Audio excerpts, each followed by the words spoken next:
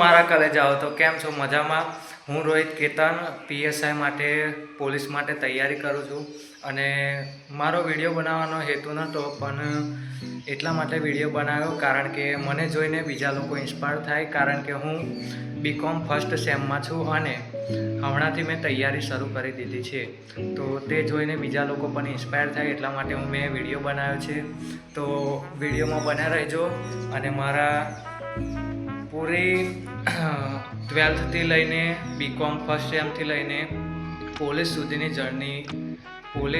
Journey હું કેવી રીતે અને કેવી પરિસ્થિતિમાંથી નીકળી તય કરું છું તે જોજો અને બન્યા રહેજો. બધાને એવું થતું હોય છે કે પોલીસમાં શરૂઆત ક્યાંથી કરવી, તો મેં શરૂઆત કરી છે જીકેમાંથી અને જીકેમાં મેં ફર્સ્ટ વર્લ્ડિંગ બોક્સની બુક મંગાવી હતી અને તેમાંથી મેં હમણાં ભારતનો ઇતિહાસ ચાલુ કરી દીધો છે. તો હું તમને બતાવું, મેં આટલું કવર કરી લીધું છે. તો આ મારો સ્ટડી ટેબલ છે અને મેં અહીંયા ગુજરાતનો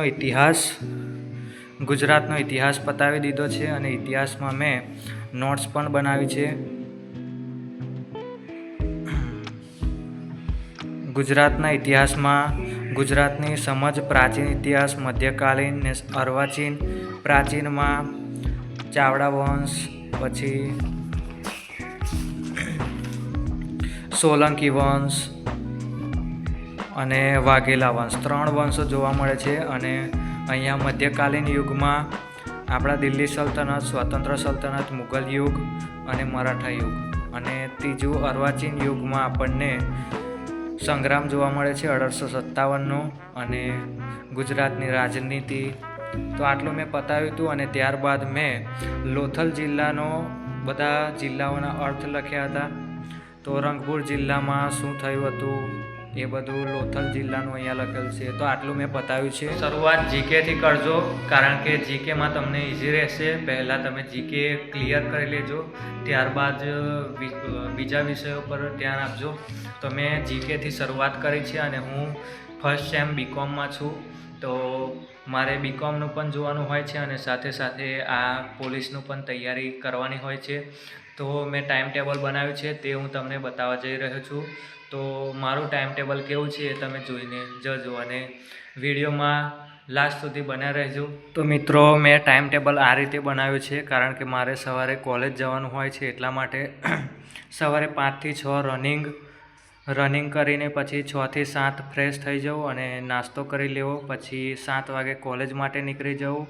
7 થી 12 મારી કોલેજ હોય છે અને બપોરે 12 થી 1 આરામ કરવો. ત્યારબાદ 1 વાગ્યાથી લઈને 3 વાગ્યા સુધી જીકે લઈશ.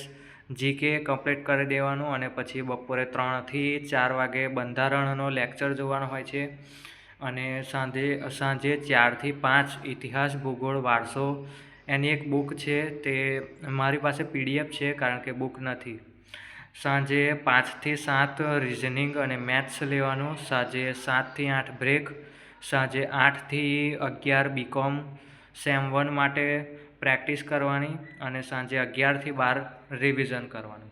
તો આ હતું મારું ટાઈમ ટેબલ. અને તો મારા કલેજાઓ, તમારી પાસે જો બુક ના હોય તો તમે લેક્ચર જોઈને પણ પોલીસનું ક્લિયર કરી શકો છો, કારણ કે મેં પણ હમણાં મારી પાસે બુક નથી તો હું બંધારણનો લેક્ચર જોઉં છું, મેથ્સ અને રિઝનિંગનો પણ લેક્ચર જોઉં છું. હાલમાં મારી પાસે જીકેની બુક છે અને પોલીસની ગુજરાતી, ઇંગ્લિશ, PSI માટેની બુક અગાઉથી મેં મંગાવી લીધી છે કારણ કે હજુ મારે 17મું રનિંગ ચાલુ છે.